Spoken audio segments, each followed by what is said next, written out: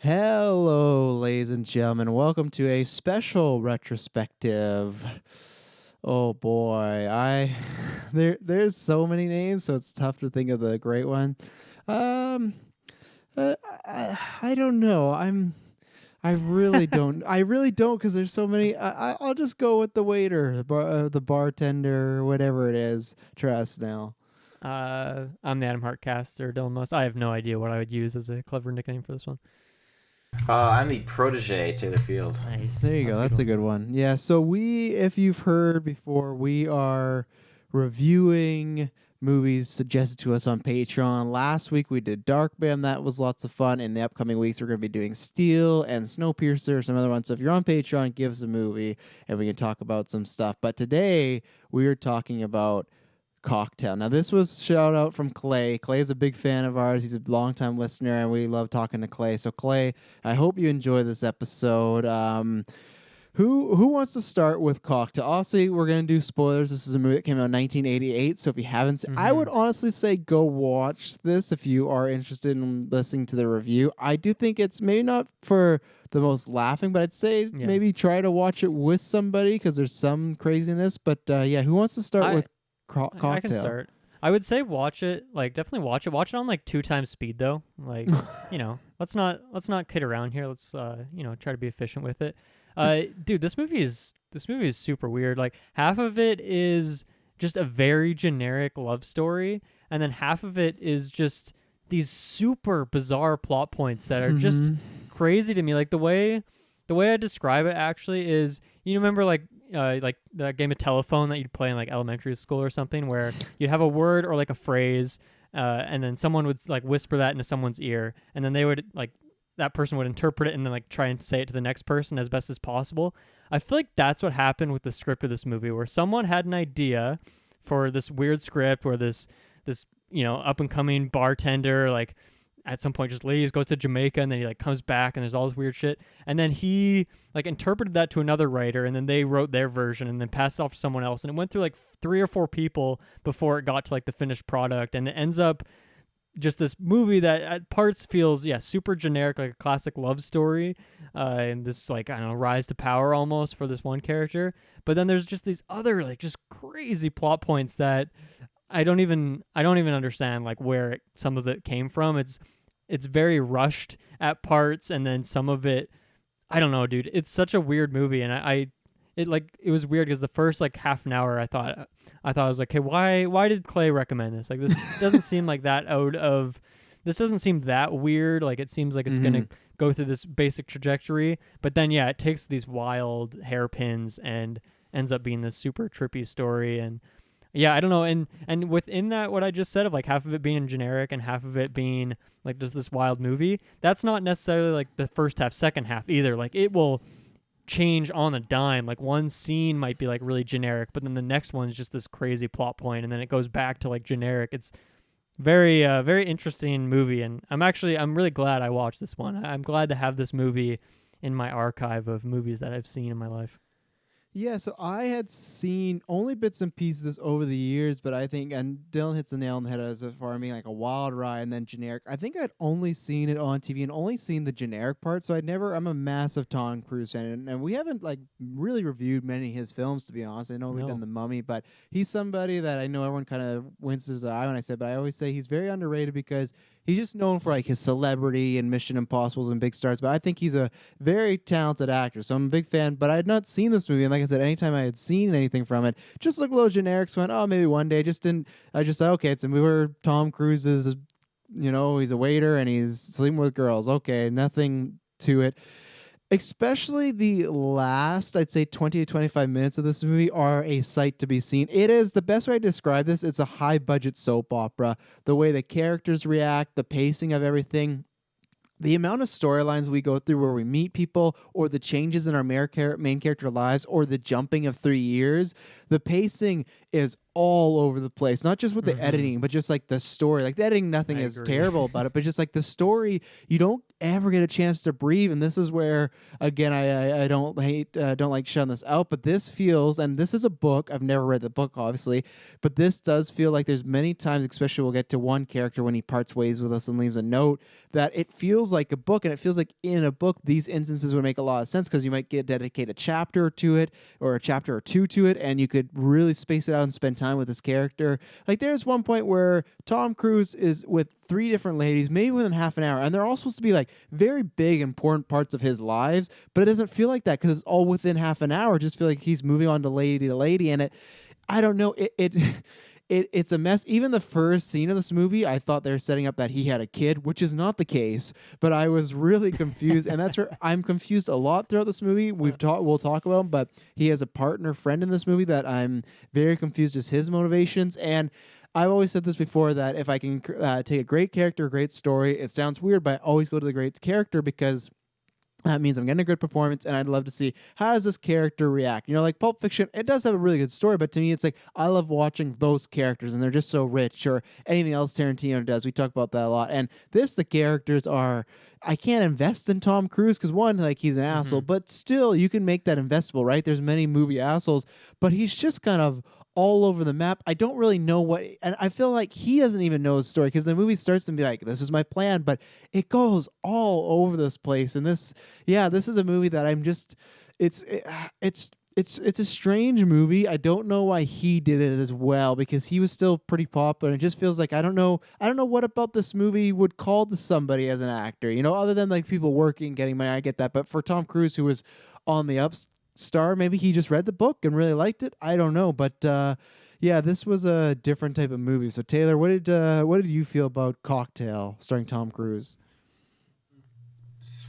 At first, I didn't even realize that was Tom Cruise, because I was like trying to identify him, like, wow, he's like really, really young. And I thought, oh, that's cool. Yeah. So we got like a big name in this movie, so that's like cool start. And he showed up. I was wondering, like, okay, like this is kind of fun, and I liked how it started off. And I was like, okay, he's looking for a job, which I thought that was really funny. And they totally just abandoned the whole going to college thing that they emphasized on. So that's okay, but it got a little bit messy, I definitely will say. And not that I didn't like it. I actually enjoyed the movie. It was definitely just like a bit of a wild story, but it was still a fun kind of like storyline to follow along with and see what's going on. But like a few things that I thought were like weird was like, Tom Cruise's uncle was horrible at giving advice, and well, not horrible, but he was like a certain degree not the greatest at giving advice. And then his mentor, like, shitty things happened whenever the mentor came around, like the fact that the mentor slept with his girl but like was doing it to prove a point, like and like like the fact that this movie is built on built around the premise, like, oh, if you have a dare, you gotta do it. It's like, oh, that's not really the greatest, like that's not very good, but it's unfortunate. I definitely like I enjoy the movie in the sense, like, I enjoyed the journey that Tom Cruise's character went on, and I'm happy with his ending. More so, like, I do feel bad for the girl and what went through there, but like I'm happy with the journey of the film, I guess you could say. And like I don't understand the time jumps at all. I didn't know that was a full 3 years. I know they were talking about like in 3 years we can do the renovations and all this stuff, but I didn't think that bar was Tom Cruise's in Jamaica. I thought he just worked there. So I don't know. I'm excited to talk about this. Yeah, so we start off. He is, I guess I should read the official synopsis. I've not given that yet. I want to hear what that is. It's not much. A talented New Yorker city bartender takes a job at a bar in Jamaica and falls in love. Yeah, that I feel like that's half of it. That's the first half of the movie. What about the second half? None of it. So yeah, and that's one thing I was mentioning before about, I forgot to in my overalls with the book. This is the guy that wrote this is the same guy that wrote the book, and there's no other sole writer. And I joke when I say this, but I'm sure there is, and let me know in the comments. I'm sure there is some book writer that solely wrote the movie and did a good job, but it's just one of those that I'm not saying it's impossible, but they're very different mediums. The same way I wouldn't expect someone that's writing a movie or a director to write a book and it just be phenomenal, right? So I think sometimes they don't know exactly what to cut, but so yeah, we meet him. He is, he's a very vain character. He's obsessed with money and everything like that. I guess we can start with Tom.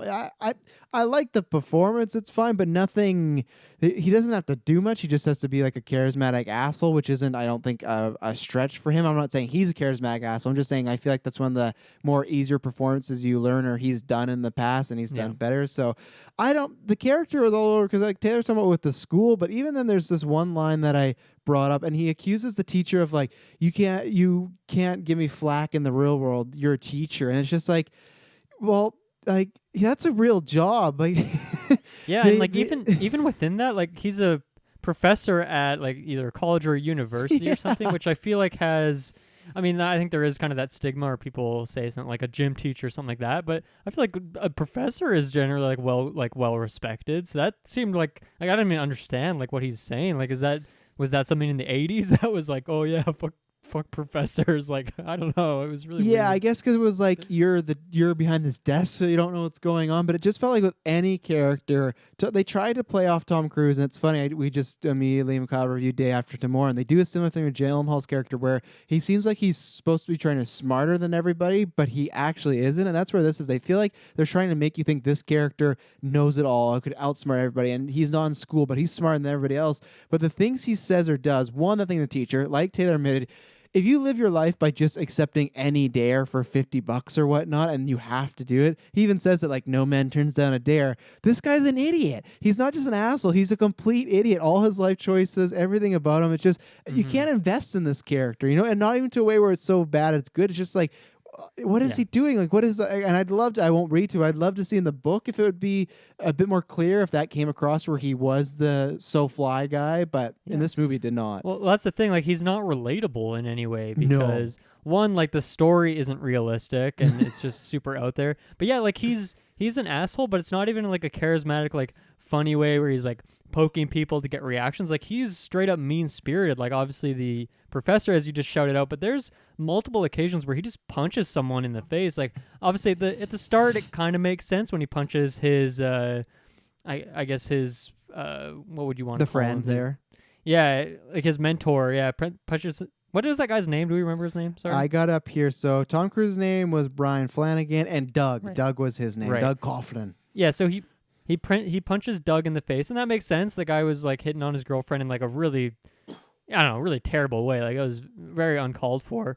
But then like later, later he's like at some party with his like his girlfriend, his older girlfriend, and he just like punches some guy there.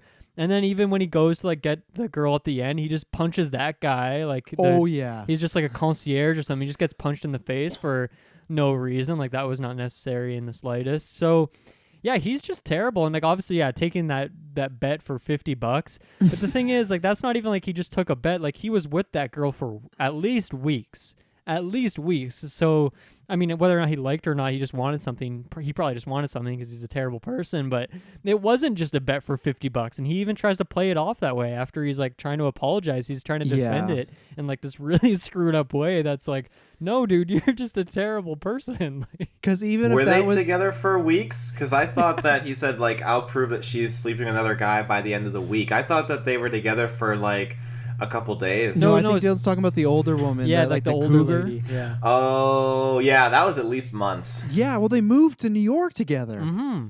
Yeah, and he's like he's living in her house, and he at one point says like every morning as he's angry that she's like doing her aerobics, which that would be annoying, but still like it's insinuating that they've been together for an amount of time that's notable at least.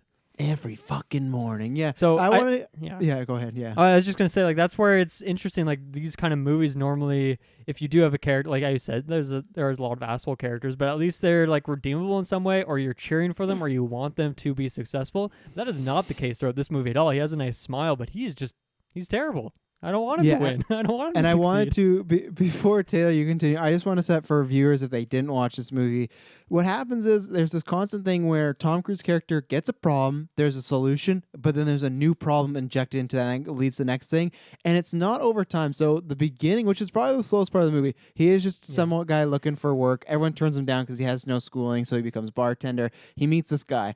literally kind of like they spend a little time together, and then they decide they're going to create this business together. That night they do that. He meets this girl. They're kind of like he's head over heels in love with this girl, even though it's been a night or two or something.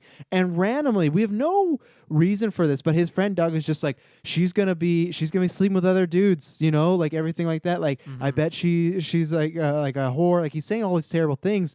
But then what happens is it's this weird thing where he's like I'll bet you $50, and he ends up like making out and flirting with I'll just call her girlfriend for now. Right in front of him too.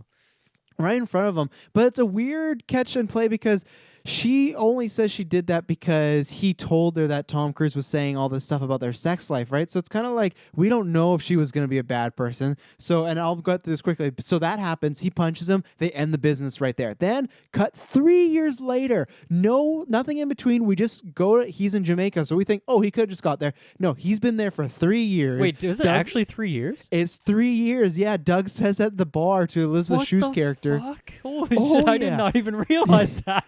Yeah, it's been 3 years. So, and then it's so funny because we meet Elizabeth Shue, who's like the love interest. Let me find her name. Jordan. The second he meets her, she's in the middle of this whole conversation, whatnot. So he meets Jordan. They are together, I'd say for a few weeks, but then what happens is they're like madly in love. They're getting it on. She mentions about having kids, so he gets kind of scared. Doug makes a bet. He goes with the cougar. She leaves Jordan, the main love interest, sees that she leaves. She just leaves to New York, just leaves Jamaica. That's how bad this breakup is. And then him and Cruise and the cougar just together. We get to a scene right when they're in New York. They're breaking up. Like Dylan said, he's waking up in the morning. I hate this. So they insinuate it's been a long time. And then right when the breakup happens, he goes and finds Jordan. She says she's pregnant. They have a huge dispute with this family.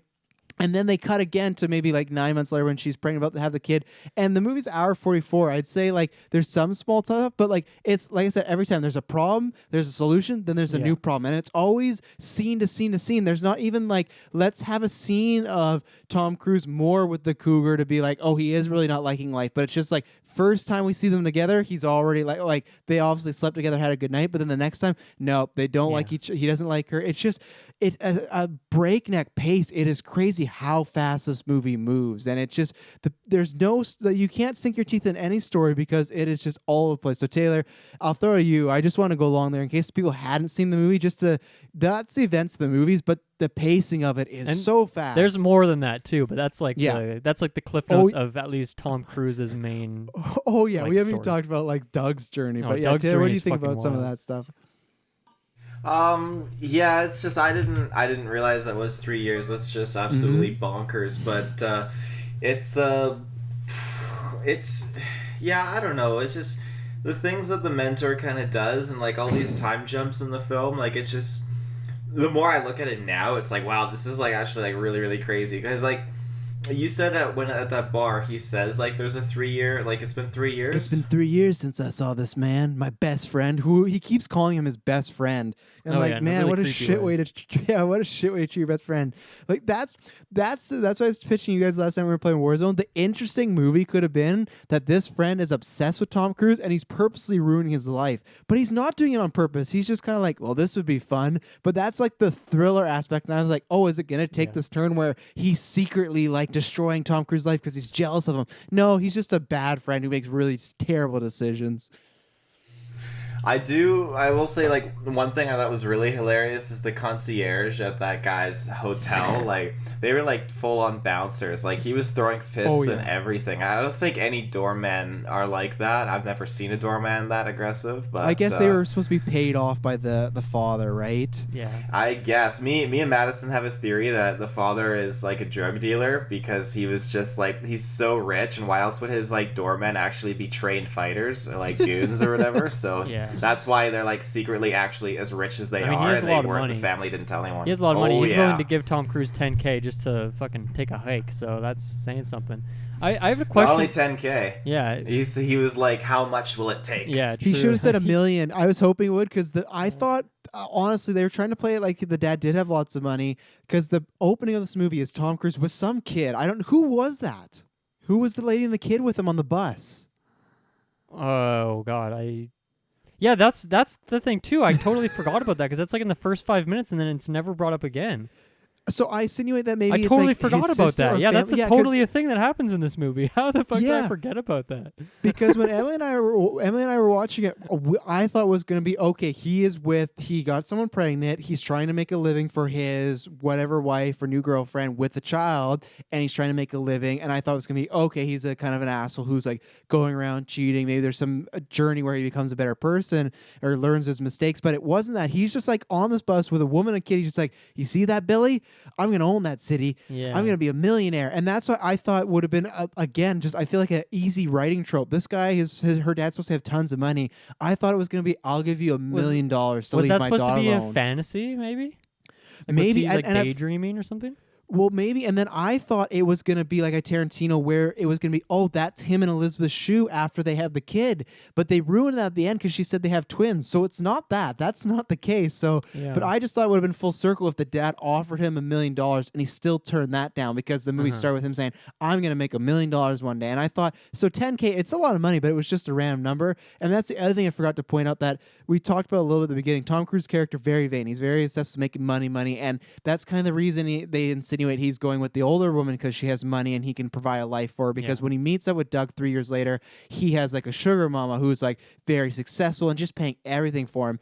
And then I hated that after all this, they reveal that Elizabeth Shue's character is really well off. So it's like, not only was he an asshole to her, he gets her back, but it's just like, it all worked out because she has money. And they give her some reason why she didn't say it, but like, I was just rolling my eyes like, of course she's like well off. Like, oh God. I have a question, another like time jump question. So another thing that was super confusing for me. So going back to we're in Jamaica, Tom Cruise, Flanagan, I forget his first name. Flanagan meets Jordan and they're like doing their thing. And there's like, the most generic scene ever of a little montage. It's like 2 minutes long of some happy pop song, and you see them just like these quick snippets of all these fun things they're doing together. But then like at the end of that sequence, it like, it transitions into them just sitting down on the beach hanging out, and he asks her like what she does for work back home. So to me, that montage at first is like, okay, so they're maybe been together for weeks or something. But then that question throws a loop on it where it's like,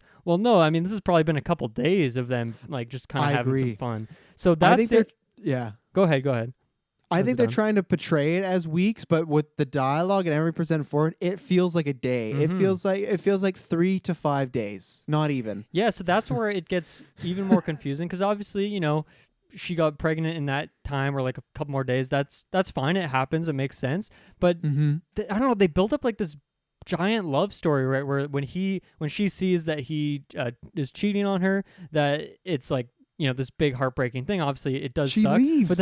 But then like months or whatever weeks later, she says she's still in love with him and all this stuff. And I get it if her kid is with him, there's some more attachment there. But I don't know. There's just way too much built on that relationship for how little like time has passed.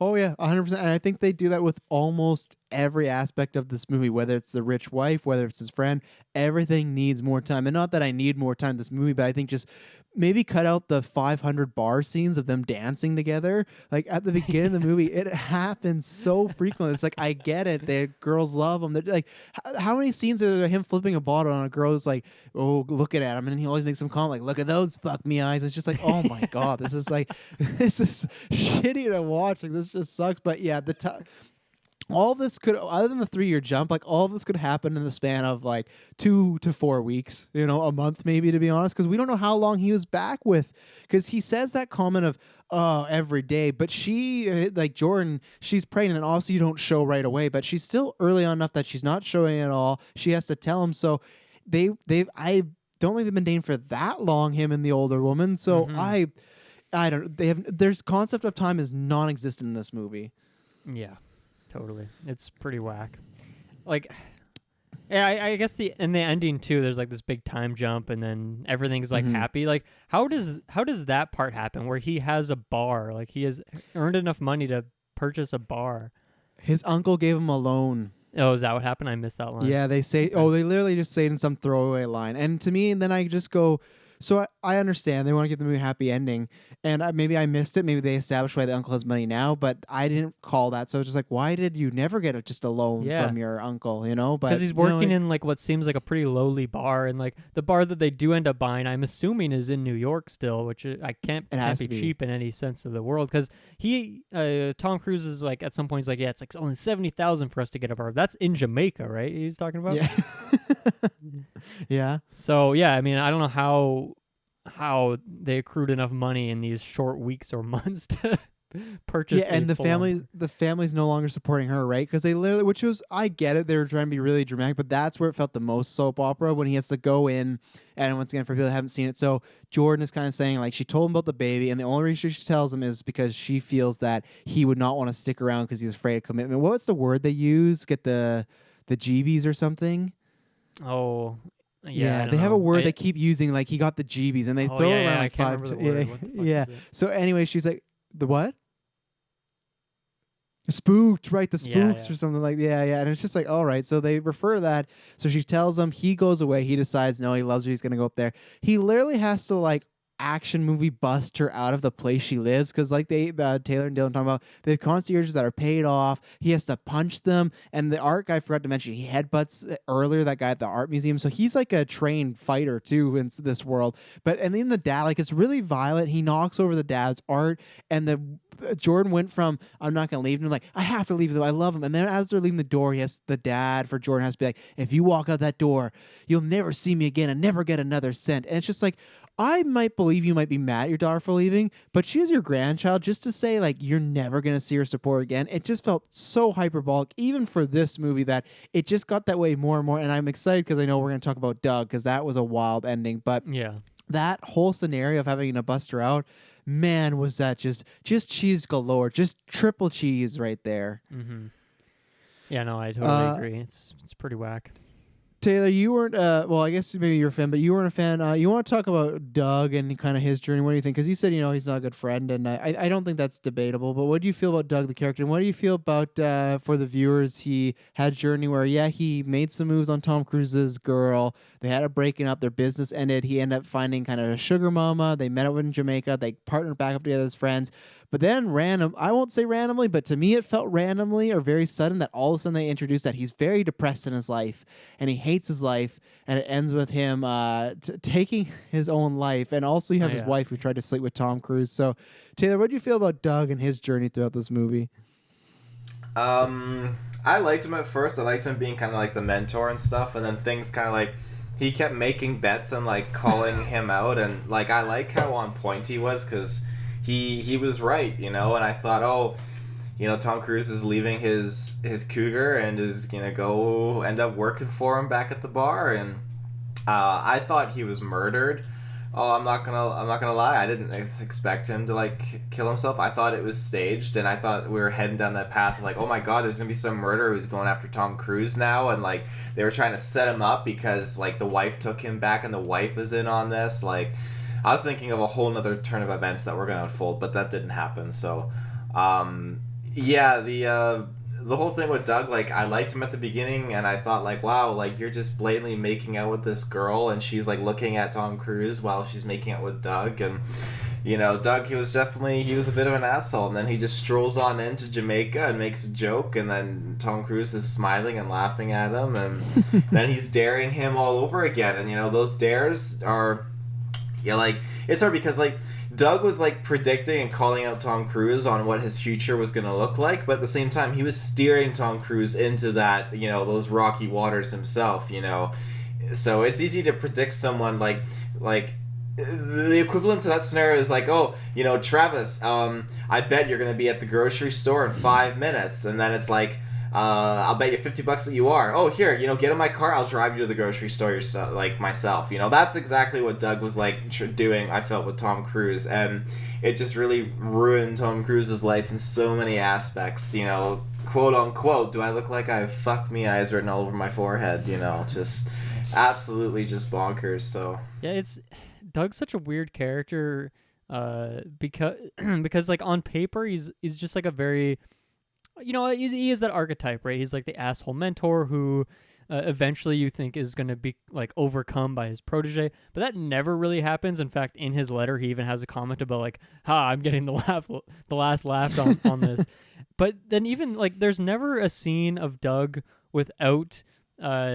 I keep forgetting Tom Cruise's character. What's his name again? It's Flanagan. What's his first name? Brian Flanagan. Brian. Brian. Okay. Yeah. So Doug, like, at no point do you ever see a scene of Doug without Brian. So I feel like there's a couple scenes that are needed, or like, I don't know, even with, you could still do it with Brian, like some more backstory of his character, because he feels like almost mythical. Like, he doesn't feel real. He's like very cartoony in how much of an asshole he is. And so it makes that, like what Taylor just said of thinking that it might have been a murder or something. Like, I totally understand that, because it's not like set up at all that that's like gonna happen. It just feels like totally random that occurs.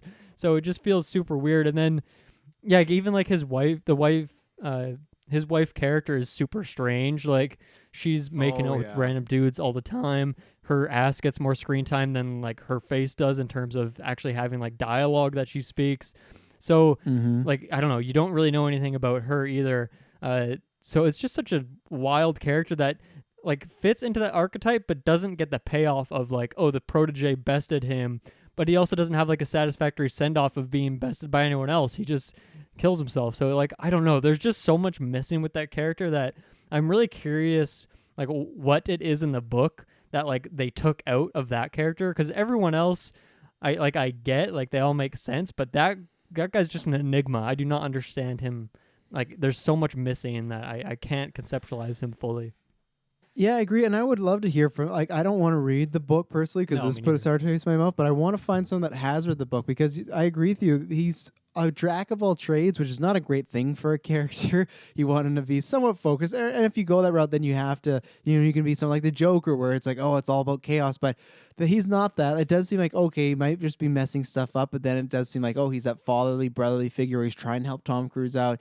And then I just feel like we've missed so much of his life, because when we get reintroduced to him after the 3 years, seems like his life is great, but then it takes a hard turn to, like you said, his wife's kissing a bunch of dudes. So it seems like, okay, maybe she is, having a lot of affairs on the side. She tries to seduce Tom Cruise, just be like, I know we both want this. Like, very, very strange scene, but at least that scene I understood, because I think it was rushed, but show, okay, Tom Cruise is, he's learning a bit, he's not making some mistakes, but again, also, and this is not to make light of suicide, I think just the suicide scene altogether was done very hokily for two reasons. One, when they had Tom Cruise show up, I just think it was very cheesy. I think that was actually some acting that was not great from Tom Cruise, and even the dialogue they had, it's his boat, it's nighttime, it's very far away, and him just yelling out, somebody help, there's nobody around. Like, this is a situation where, I'm sorry, but he wasn't just, like, the way they make him kill himself is brutal. He's not just hanging, his wrists aren't just slit, he took a bottle opener and slit his throat, and when they show him, his eyes are wide open. This guy is gone. It doesn't matter how much help you're yelling,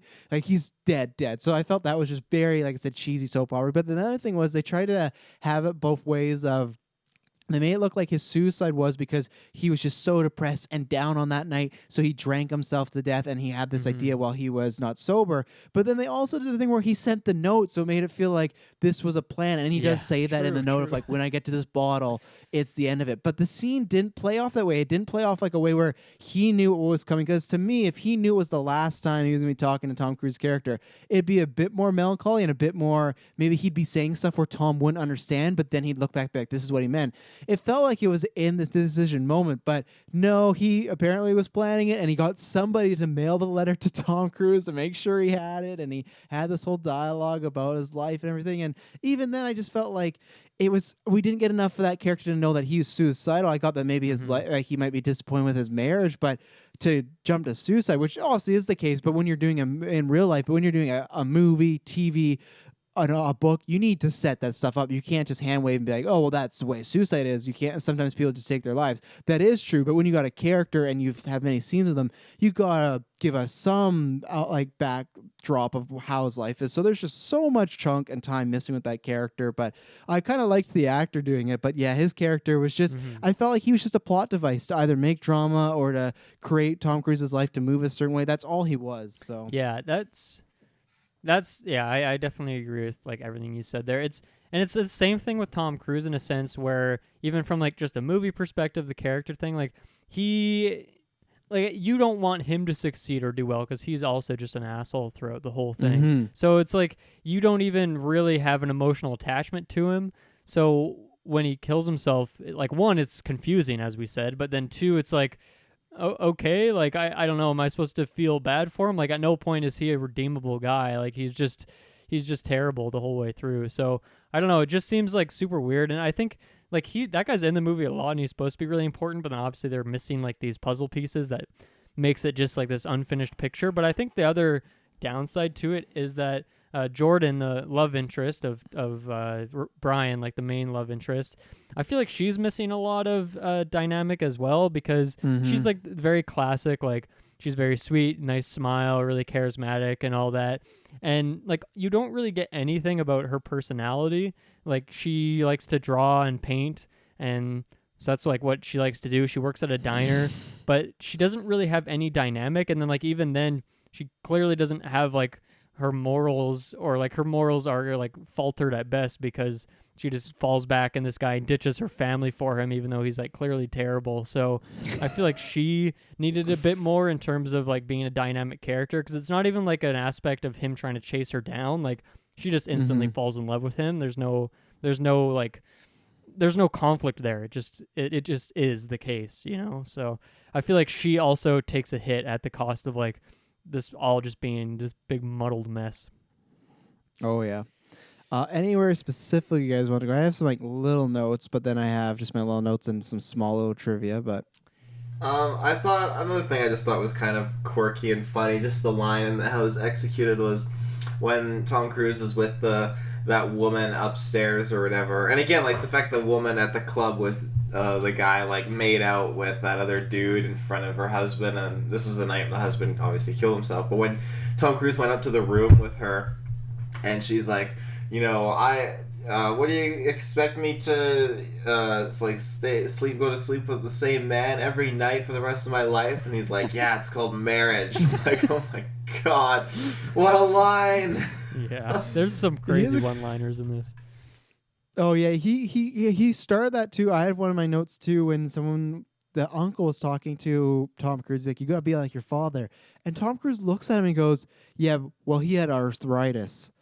And I went, what does that have to do with like you being the type of like I don't think him being a good person meant that gave him arthritis. Like the way he said it insinuated like, if I get my life together, I'm gonna get arthritis. Like some of the dialogue and lines were they want them to be very punchy, and they hit with just a thud. Yeah, I mean, even like there's the classic like supposed to be comedic moment where this one girl like gets way too drunk and then she's like in an ambulance and he's like, oh, you need to throw up to feel better, and she's like, I don't want to throw up, and then like 0.5 seconds later she's like, I think I'm gonna throw up. It's just that classic like very generic dialogue that you've seen like 100 times before.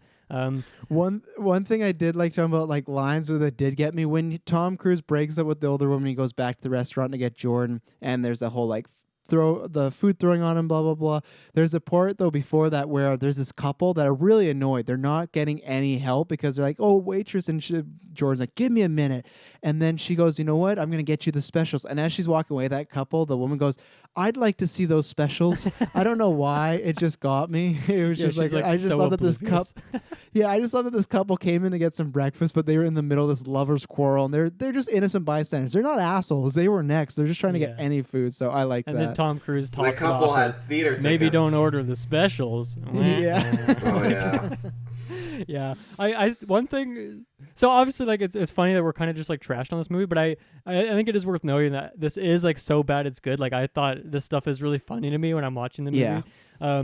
But one thing I thought was cool actually is that, you know, obviously it's like there is a lot of like time jumps that happen, but I feel like the climb of Brian's character being like just really overwhelmed in this role, and like this, he hasn't done bartending before, until like him being just like a master at it was like kind of fun. Like he's doing all sorts of cool tricks of like throwing glasses around. There's even a moment where he like throws a burning match for that older lady. I have that, yeah. Yeah, so I thought so good. I thought that stuff was really fun. It kind of reminded me of like Casino Royale, how like Mads Mikkelsen is always twirling the poker chips through his fingers, and it just shows its like level of mastery. And I thought it was really fun to see that stuff. And I wonder, like it seems like Tom Cruise probably learned how to do some of that stuff for this role. A lot of it was, I'm sure, camera trickery, but it seemed like he, took it on him to, like, some people would like learn how to solve a Rubik's Cube because their character has to do it in a movie, or learn how to juggle because their character does. And I felt like he learned how to do some cool bar tricks for this movie, and it looked really cool. So I like It's that. in my trivia. Tom Cruise and Brian Brown practiced flair bartending using real bottles from production sets. So they Nice. were practicing and training. So there you Good go. stuff. Good to them. Taylor, did you know is there something in common that Darkman in this movie had from last week? Do you know? Uh-oh. Something in common? Mm-hmm. Do you remember what Jordan said in the sex scene when that started? Definitely not. So in Darkman, right before the main characters have sex, the woman goes, "I have some for you," and she goes, "Ta-da!" She rips off her top. Jordan said the exact same thing in this movie in the waterfall. When she rips her bra off, she says, "Ta-da!" And I couldn't believe that 2 weeks back to back in our Patreon picks movies and these movies that are awful or fun, that like the sex scene started with the woman taking their top off and going, "Ta-da!" I feel like our patrons are like have some practical joke on us, because it was like I had outer body experience, because last week Darkman, that was such a big thing that she just said "ta-da," and just a strange thing. And my last note that I have for a line is, he's talking to Doug about waitresses hating him and blah, blah, blah. And Tom Cruise goes, "Oh, the waitresses hate me." He says, "They don't hate you." And then Doug responds, "They don't hate you. Wait till you give them crabs. They'll really hate you." Just a gross, fucking dirty line. Like, it's just like, oh my God. So that is all the notes that I have of the stuff we've hit. So if you guys got anything, the floor is yours. I'll shout out quickly. Taylor shouted those out in our chat, but the actor who plays Kevin McAllister's like asshole uncle in the Home Alone movies, he's in this movie like as almost like a cameo. Obviously, it's just a small role; it's not a cameo. But he also is Cinematic just universe. What's that? Sorry. Cinematic universe. Sorry, I think you cut out or something. I don't know. I said cinematic universe. Yeah, Does this take place the same? Exactly. It really could be the same guy, because he has like a one-liner and he's just like an asshole. So it's just like, Yeah. I don't know if that's that actor, if he's like typecast as that or something, but I don't know. He's really good at being snarky, so I guess he gets pegged for those roles more than once, clearly. Because it's funny, I don't think I've ever seen him in another movie, so it's kind of funny that he popped up in this one. Me very, either, very quickly. actually. Taylor, you got anything to shout out? Yeah, I was gonna say, I do find it surprising that obviously he wasn't fired when he first started that job, because like he was struggling with the drinks and stuff. And granted, like he wanted it to like coax him and teach him the ways of being his protege and stuff. But like when he looks at the one waitress and is like, "You bitch," and then later he's like, "I'm sorry I called you a bitch." She's like, "Oh, don't worry, I am a bitch." It's like, wow, okay. And that's the most frustrating thing. That's where this is definitely like an 80s old school movie. Like, the way women are treated, they are treated awful, and then when they're treated awful, they either get thrown in the curb by Tom Cruise, or they do exactly what Taylor just said, where she goes, "Oh, it's all right, I'm a bitch." Every woman excuses every man for being awful, and it's just so cringy. Yeah. Like, obviously there's levels to it in movies, you can have some fun, but this is just like, man, the women are just treated like dirt in this movie, like all around. Like, even the older woman, she really didn't do anything wrong. Tom Cruise was being an asshole at the art museum. Okay, the guy did punch him first, so fair enough, but then he fucking headbutted the guy. He kept beating him up. So it's like, and she like giving him a life and everything. Like, everybody is just cutting him some flack. And no, not Tom. Not he's just a jerk to you no matter what. Yeah, that's actually worth noting. Is just like the clubs and bars that you do see in New York are like these weird like fringe underground. Like, it's almost like bringing me back to Howard the Duck, of like just these really weird places that people are going to hang out. But that is a really good point as well. Like, we kind of touched on that in passing, but yeah, obviously the women are not written well in this movie at all. Like, obviously your main love interest is virtually no like personality, and then obviously Doug's wife is, I don't know if she's a model or something, but they really ate up the camera of like, just check out her ass. Like, they really use that a lot. So definitely not a great movie for women, unfortunately. Anything else, or can I hit you with some trivia? I want to hear some trivia. Trivia time. The actress Gina Gerhansen or Johnson, whoever, she's the one that played the very first girlfriend. It was like the bet, like, oh, she'll be sleeping with other dudes. She stated in a podcast interview that during their bed scene, Tom Cruise knew that she was extremely ticklish and tickled her so hard that they fell off the bed. That was in fact the take they used in the movie. Oh, nice. So there you go. Which was a weird. That makes sense because that sex scene was just weird overall. It did just feel like they were like play fighting, but now this makes sense. Yeah.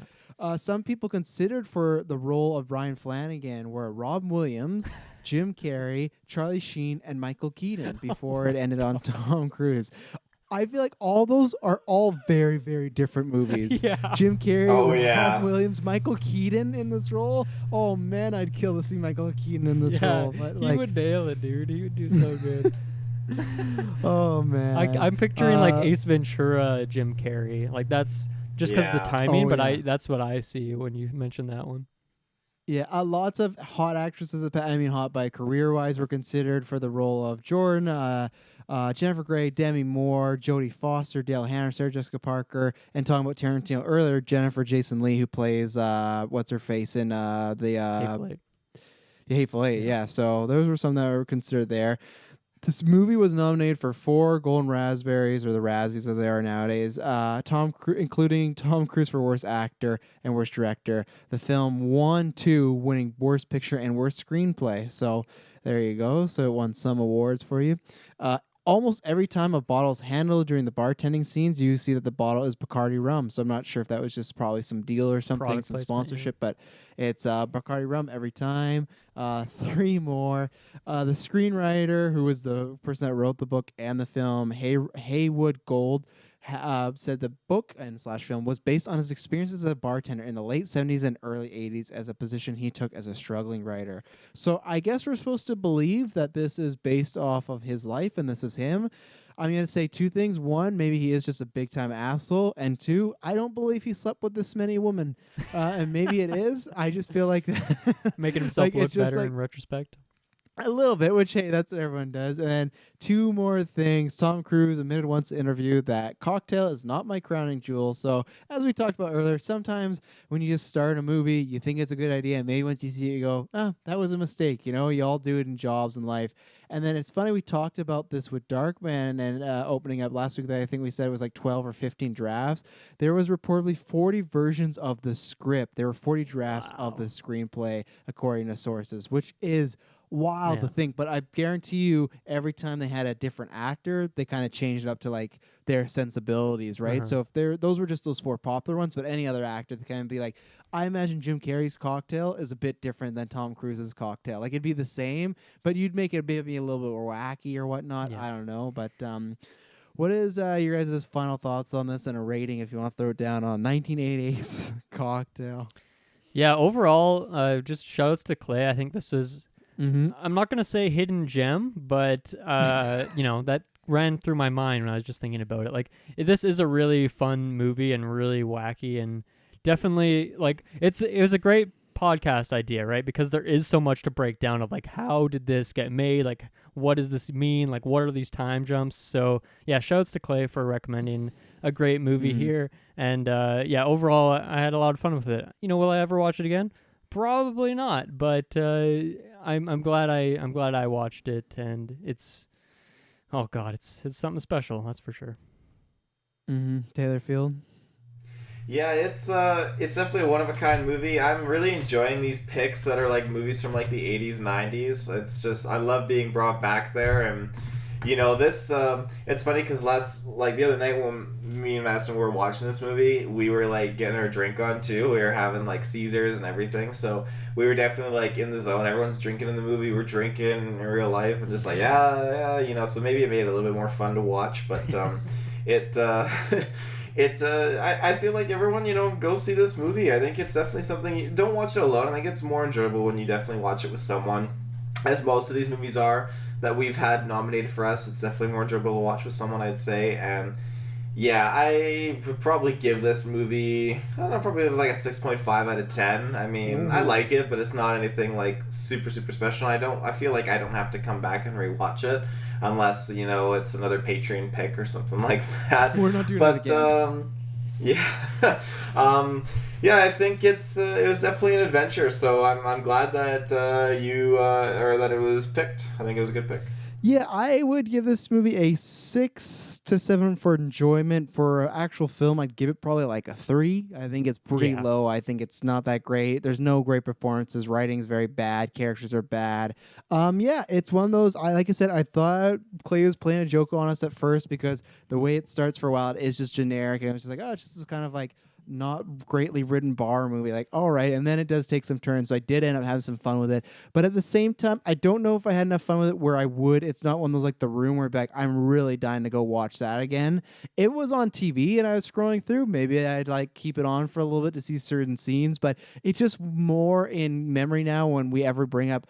If we ever like, I think us talking about bets or something, or even just cocktail, I'll have the memory of this movie, and it is one that I'm glad I saw all the way through. So, yeah, for an actual film rating, I'm going the 3 out of 10. But I did enjoy it. I enjoy the time, and yeah, I think Clay because it's I didn't know when he suggests that because honestly, people that follow podcasts, we are all pretty geek oriented stuff. You look at our video games, DC Marvel, like we kind of do that stuff, and everyone kind of suggests that sort of stuff. So when he threw in Cocktail, this Tom Cruise bartending movie, I was like, okay, so what's his ploy here? But Clay, it was a good call, and I hope you enjoy this retrospective. And we're gonna be in the next few weeks. I'm not sure which one will be next, whether it's Snowpiercer or Steel. We'll figure that out. I gotta look and see who suggested what first. But yeah, we're gonna do that for a little bit, and then in the future we'll probably have something else. These are gonna come out sometimes in the middle of the week, and then we're probably gonna maybe do some other franchises because there's not much else going on in the world, so we'll have time. Do you guys have anything to say before we get out of here? I think we've said it all, man. This is a fun one. Taylor, where can they find us? I keep forgetting now that we're doing the Skypecast. I've been out of routine, so I keep forgetting to throw us at the beginning. But where can they find us, Taylor Field? Ladies and gentlemen, you can find us with your internet connection in the search bar. Ladies and gentlemen, Geekverse Space Podcast, geekverse.ca, Twitter, GeekverseCast. We're everywhere. Make sure you go to our Facebook to check out our Facebook service, Cold Morse Poll Changing, every day at 6 p.m. And yeah, there you go. Yeah, all of the details are down below for the video and audio feeds. If you would do us a big favor and rate and subscribe wherever you're listening or watching, we'd really appreciate it. All that goes towards the cast. All that helps. If you can't be on Patreon, a review, a download, that all helps us grow and everything like that. And if you want, head over to Patreon. You can pick a question for us to talk about on the cast. We just did on the newscast. You can pick a movie for us to retrospective. You can do a whole bunch of stuff. So thank you for support. We just had a new person named Richie join, so thank you very much. And I hope we get your questions soon. So yeah, thank you for listening as always. We know you got trying times, but I hope you had some fun in this. So the next time you hear from us, it'll not be boring. Later. Bye-bye. There we go. Not bad.